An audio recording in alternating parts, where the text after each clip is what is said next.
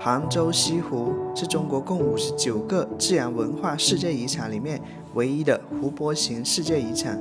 本期影片，我和大家一起探究一下，在全国数以千计大大小小的湖泊中，为什么唯独并不算大的西湖成为了世界遗产？你好，我是阿树，欢迎收看。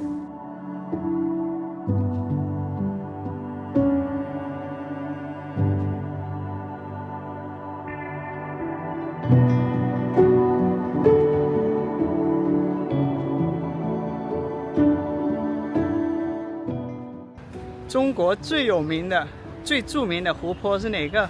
大概就是我眼前的西湖了吧。接下来我们沉浸式的感受一下西湖的美丽啊！这是我来杭州第4天了，前3天一直是烟雨蒙蒙的，今天刚好晴天啊。欲比西湖比西子，浓妆淡抹总相宜啊！来到西湖，我第一个想到的句子就是这个。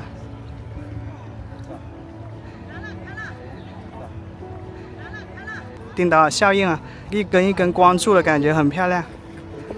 一头金牛啊，掉到水里面了。这个是环湖的一个电车啊，现在是下午3点多了哈。它这个环湖游的票价是50元1人。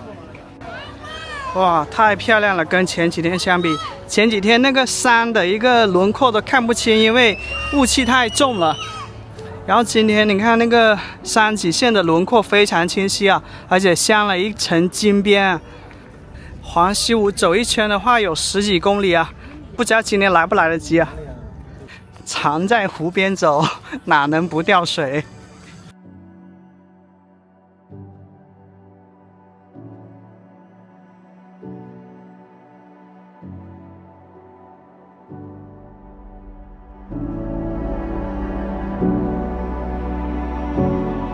我打算环西湖走一圈，约有11公里。一路上会经过西湖最著名的观景点，包括雷峰塔、苏堤、白堤、断桥、长学等地方。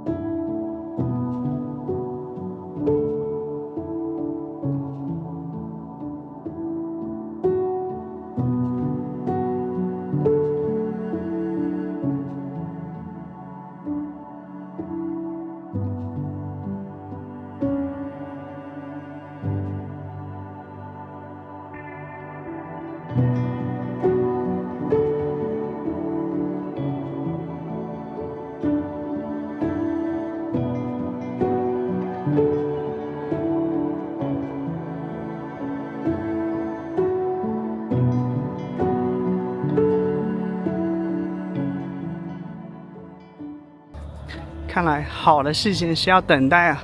我来杭州第4天，它才给了一点阳光啊。前3天都是烟雨朦胧的，或者是大雾弥漫啊。整个西湖像是隐隐绰绰上了一个马赛克一样，看不清晰啊。它今天就有非常柔和的那个暧昧的阳光啊。在功德坊后面有一个乾皇寺。荷花已经凋谢了，还有呢，一棵独秀。公元907年，唐朝灭亡，中国历史进入5代十国。后梁隆德3年，临安人钱镣建立吴越国，今浙江全部和江苏、福建一部分，定都西府，今杭州。钱氏共传位3世武王，治理杭州90余年，长期奉行保境安民之策，劝民农商，重视水利。吴越国社会安定，经济发展。景区内电车20块钱啊，转一圈的话是80块钱，单程1站是20块钱。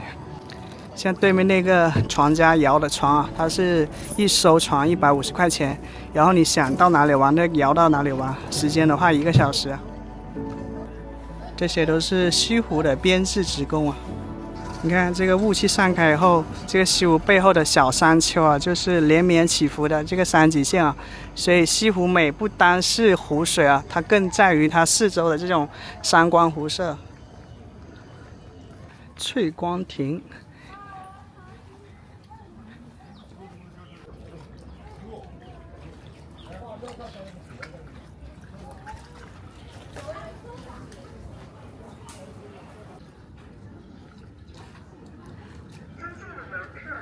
坦白说啊，我刚来到杭州那时候，我看着这个烟雨蒙蒙的西湖啊，我没觉得很美，因为我去过国内很多的那些湖泊啊，特别是云南那边的一些更加壮丽的一些湖泊啊，要比西湖要大得多啊。相比之下，西湖感觉不就是一个湖泊吗？直到今天啊，我看着这里啊，就是这种山峦起伏的，然后湖面波澜不惊啊，然后有飞鸟，有船只，有绿树，就它的美不在于像湖南的，比如说抚仙湖啊、洱海那种，看上去很辽阔的美，它是那种小而精美的美，它将小而美诠释到了极致吧。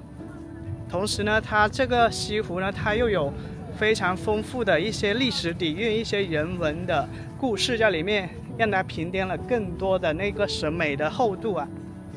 西湖之所以为人熟知，大概跟它最著名的传说《白蛇传》有关。这个传说讲述了白蛇精白素贞与人类男子许仙的爱情故事，故事发生在西湖及其周边。此外，西湖十景之一的苏堤是由北宋著名诗人苏轼修建的堤道，堤上有苏堤春晓这一美丽的景点。传说苏轼曾在此写下许多脍炙人口的诗词，最著名的莫过那首水光潋滟晴方好，山色空蒙雨亦奇。苏堤以外，西湖还有雷峰塔、西湖十景等，每个景点都承载了丰富的历史故事和文化寓意，这些咱们在后面聊。环西湖走一圈呢，它不是所有的路都在西湖沿岸的，它也有这样的一个林中步道啊，可谓是俯拾皆景啊。哇，今天真的是天气不错啊！这经过前2天下雨后，今天真的是天朗气清的，这个云朵很漂亮。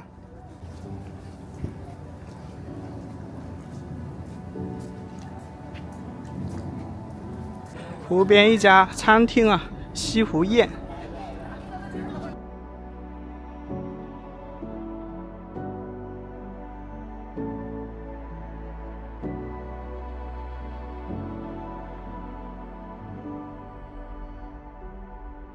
这艘游船啊，它是途经三潭印月、雷峰塔、湖中山岛、苏白坳堤等著名景观，还是走路比较舒服，自由控制游览速度啊。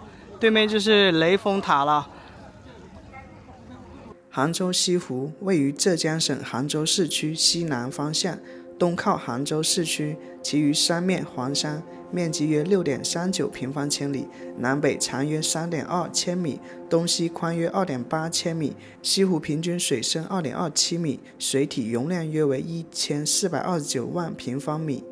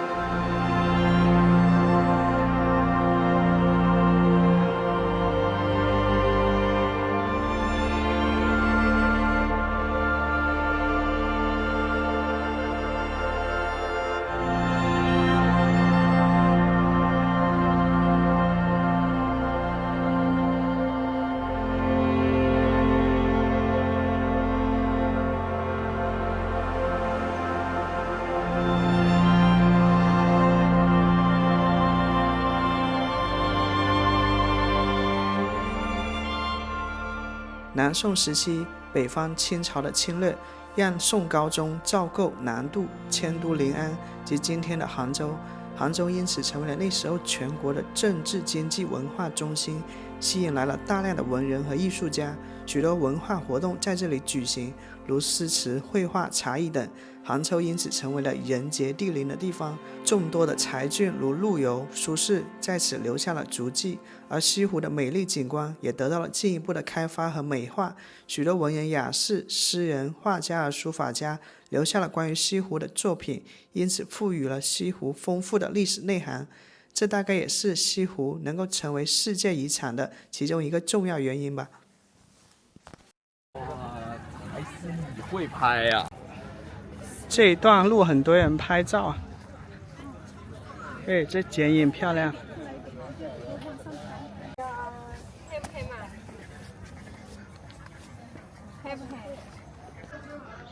走在湖边啊，不禁想到一首诗啊：杨柳岸，晓风残月，此去经年，应是良辰好景虚设，便纵有万种风情，更与何人说？雷峰塔，你看泛舟湖上，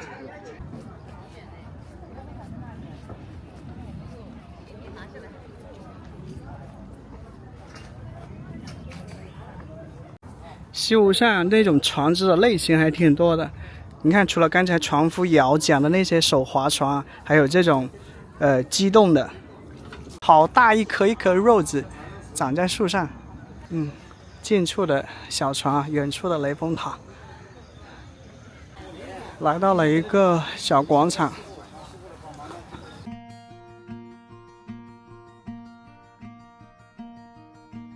双头桥得名于历史上的长桥，始在南宋淳熙年间，钱塘书生王宣教和少女陶氏因自由恋爱受陶母所主，8月中秋之夜双双投入桥下而死。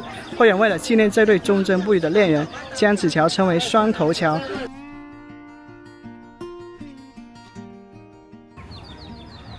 你看，哇，这光线太好了，湖光山色。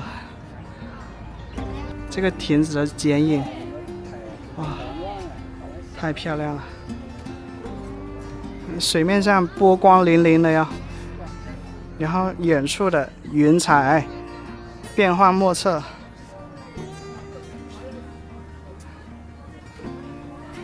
这是一对自由恋爱的人得不到祝福、得不到允许而双双投河的桥，所以命名为双头桥啊。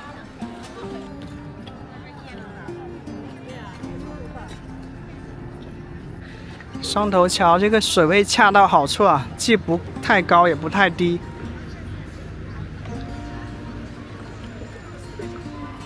有种百船竞发的感觉啊。湖面上飘暹罗旗布的，散落着一些小船、大船。这有个亭子，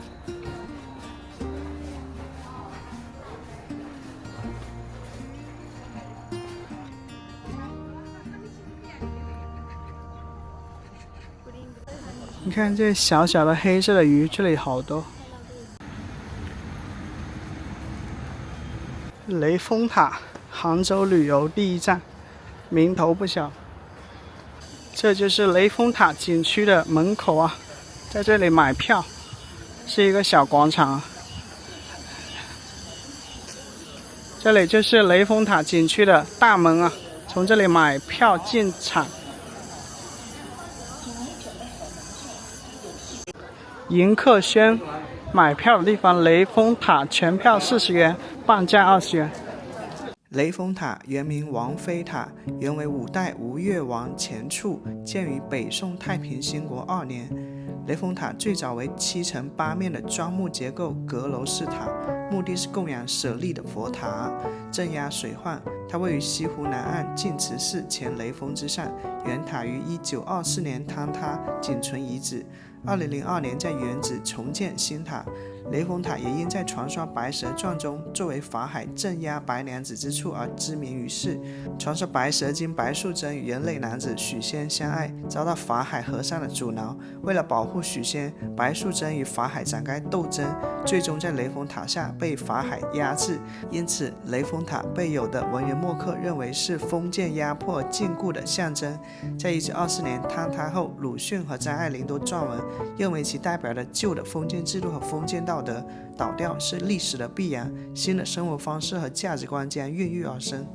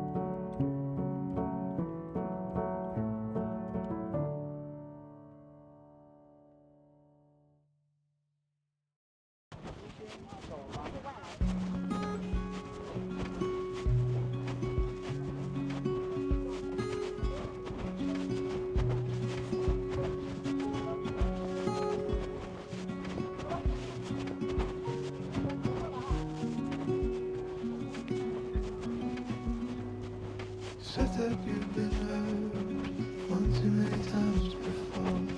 Ended up staring in the bathroom mirror, crying on your bedroom floor. Baby, you can take my word, you haven't gotta hurt no more. Things are about to get much better. I wanna make this forever. I wanna make this forever.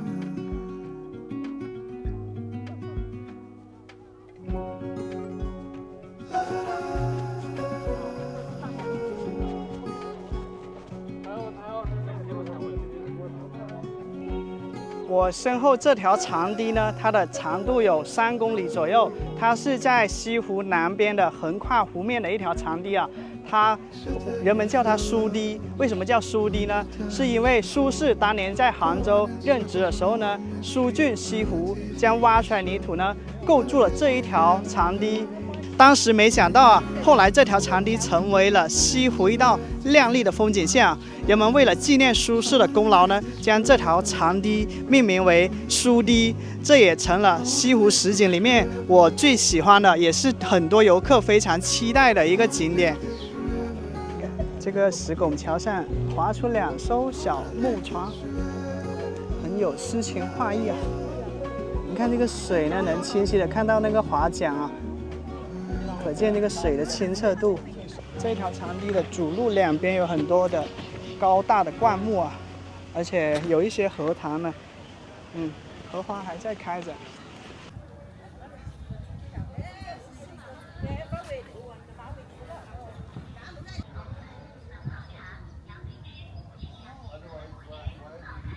我在西湖边上看到不少的外国人呢，感觉外国人对杭州的认知应该就是西湖了。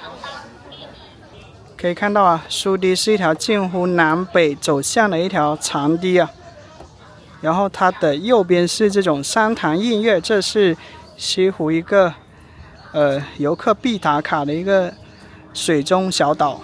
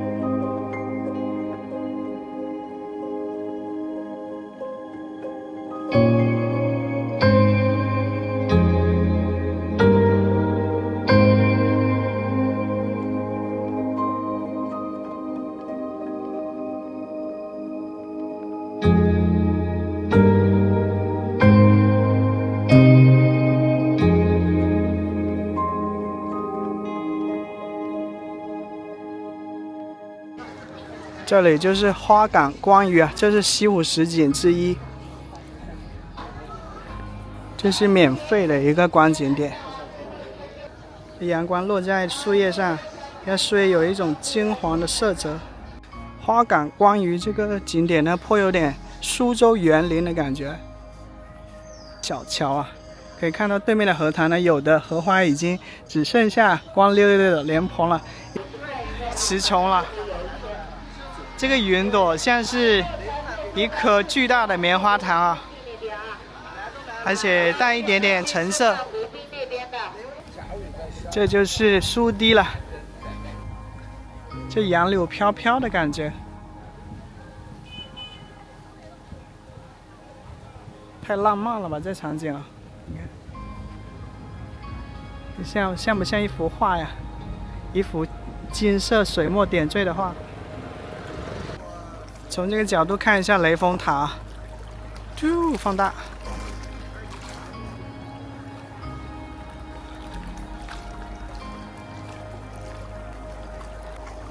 这朵云真的像烟花一样绚烂。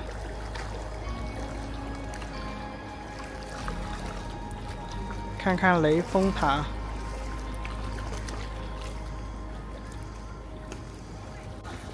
看一下这艘画舫船啊。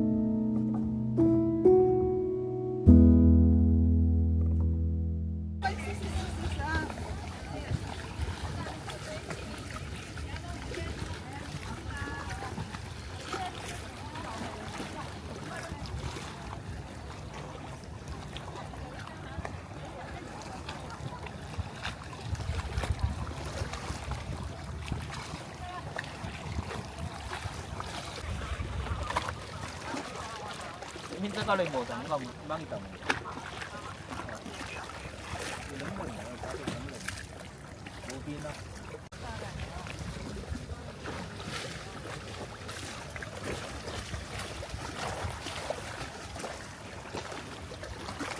这船夫的工作也是挺幸福的，慢悠悠的划着，反正也没有顾客，一边刷手机跟家人通视频，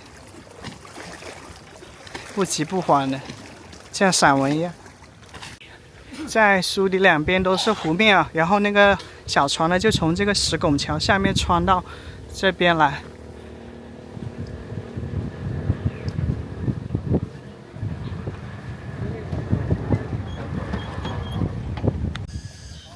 吼吼吼吼，西湖美景三月天哎，春雨如酒，柳如烟哎，有缘千里来相会，无缘对面手难牵。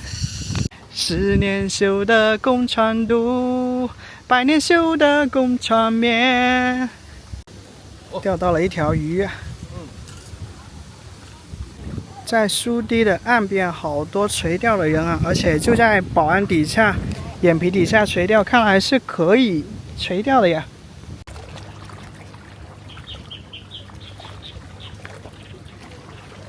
夜幕降临啊，画舫船已经亮起了灯光。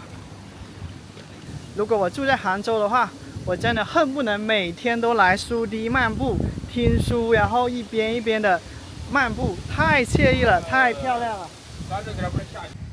天快黑了，床头亮起了一盏绿灯啊，床上2名女子在喝着茶，叙旧。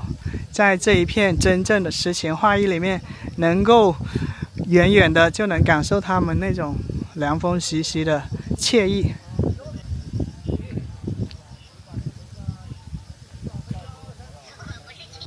这么看来，苏堤是有3条步道的，这个一条，然后中间那一条，还有最右边又有一条。右边那条呢，既可以看到湖景，也可以看到城市，华灯初上的感觉。而这边呢，就是看到湖景以及山色朦胧的感觉。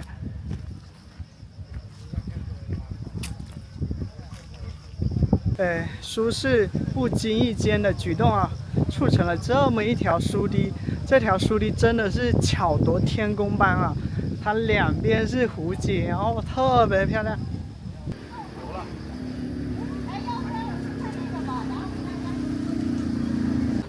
从天亮走到天黑啊，还没走出苏堤呢。朋友们，早上好呀！昨天呢，只逛了2/3的西湖湖岸啊，还有1/3呢。今天我们继续。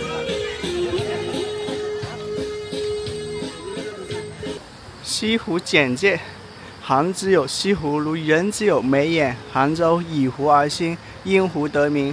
西湖是杭州的根和魂。以西湖为中心的西湖风景名胜区是国务院首批公布的国家重点风景名胜区，也是国家5A级旅游景区。西湖景区三面云山，中杭碧水，面积约60平方公里。2011年6月24日，杭州西湖文化景观成功列入世界遗产名录。西湖是中国历代文化精英秉承天人合一、寄情山水的中国山水美学理论下景观设计的杰出典范，展现了东方景观设计自南宋以来讲求诗情画意的艺术风格。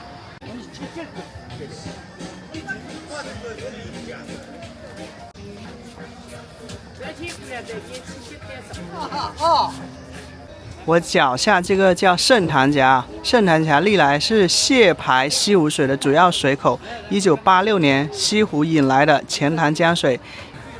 哇，这个天气好的时候，西湖把它的魅力展现得一览无遗啊！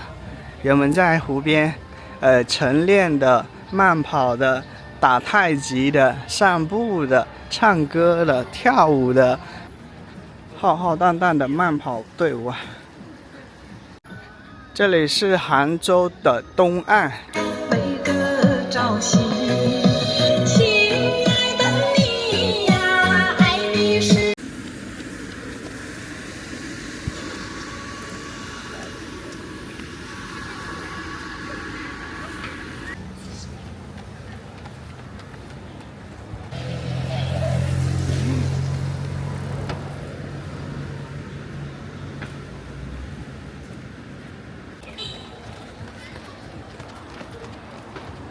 这里是西湖十景之一啊，断桥残雪。一个写着西湖残雪的石碑，有一个小亭子围着。康熙年间，我在2017年第一次来杭州西湖啊，但是那时候我的印象已经记不清楚了，好像当时就是走过这一条桥。那时候我来面试一家公司，从北京搭高铁到杭州，那时候往返车费是报销的，但是很遗憾啊，没有选上。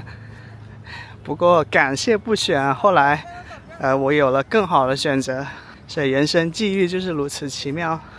所谓塞翁失马焉知非福啊！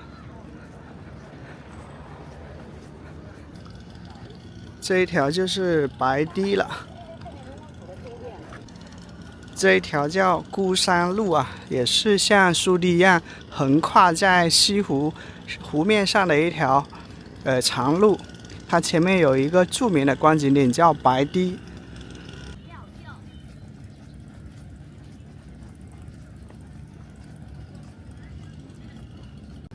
啊哈哈，啊哈哈，西湖美景，三月天内，春雨如酒，流入眼泪。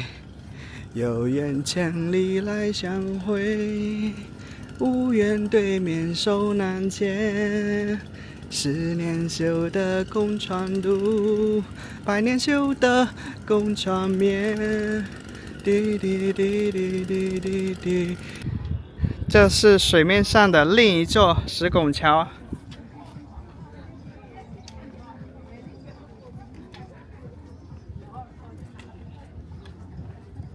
刚走过的是叫锦带桥，宋代，一片荷塘。走过白堤以后，就来到了一个水上的孤岛啊。这里有西湖十景、平湖秋月，月朗风清，平湖秋月。这也是康熙年间立的一块石碑啊。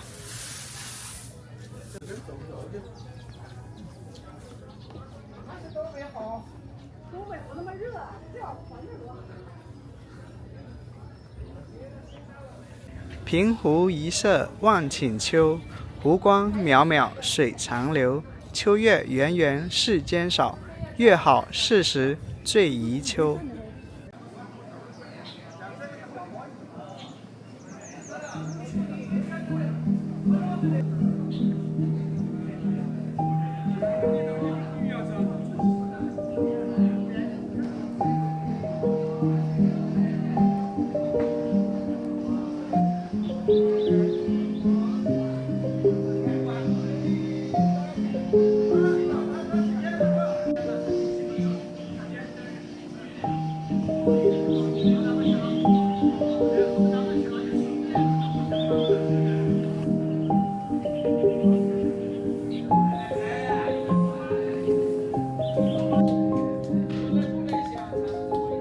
这水边不少这样的临水的亭子。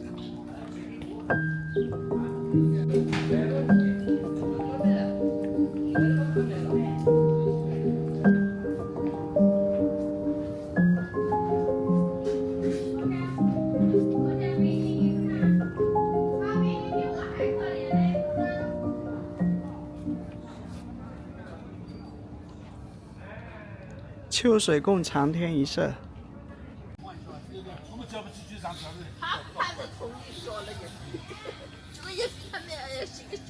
你干嘛每个月工资多少了？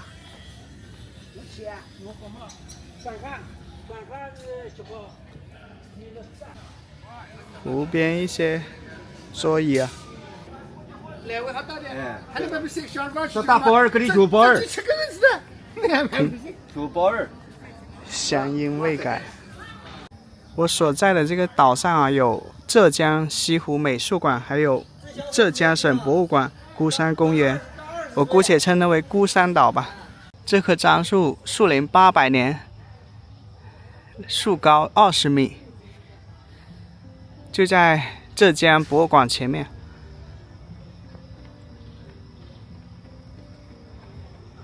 哦。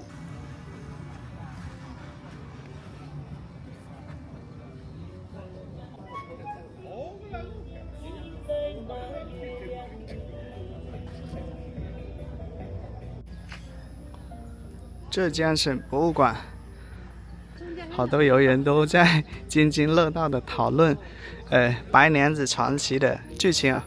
当年呢，这部电视剧就在这里取景。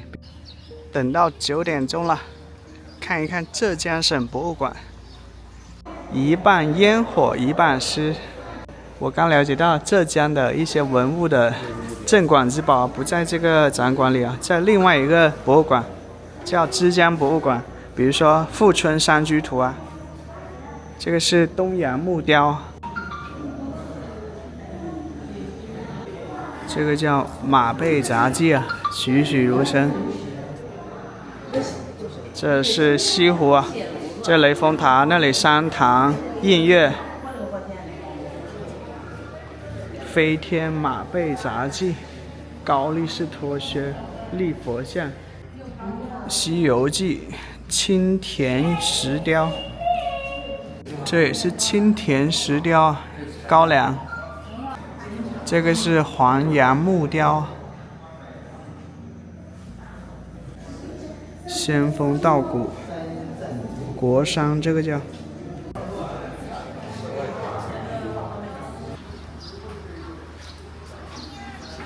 我们离开刚才的工艺美术馆，我们去其他地方看一下。这是雷峰塔博物馆，这是倒塌前的雷峰塔。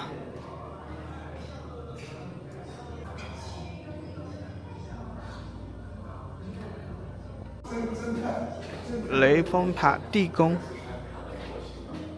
雷峰塔塔基基座。这是拓本的大方广佛华严经。